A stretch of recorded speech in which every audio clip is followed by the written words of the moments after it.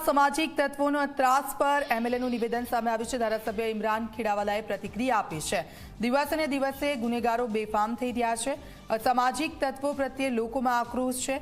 પરપ્રાંતિયો ગુજરાતને યુપી બિહાર સમજીને બેઠા છે। પોલીસ કડકમાં કડક કાર્યવાહી કરે તેવી માંગ થઈ રહી છે।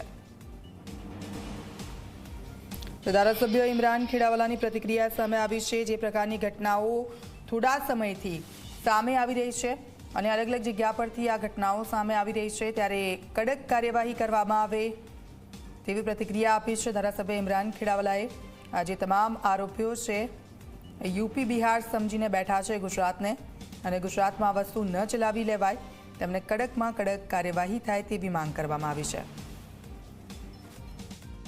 ગુનેગારો બેફામ થઈ ગયા છે અને સામાન્ય જનતા જતી હોય કે રાહદારીઓ જતા હોય તેના પર તલવારો, લાકડીઓ વડે કે બીજા અન્ય સાધનો વડે હુમલા કરતા હોય છે।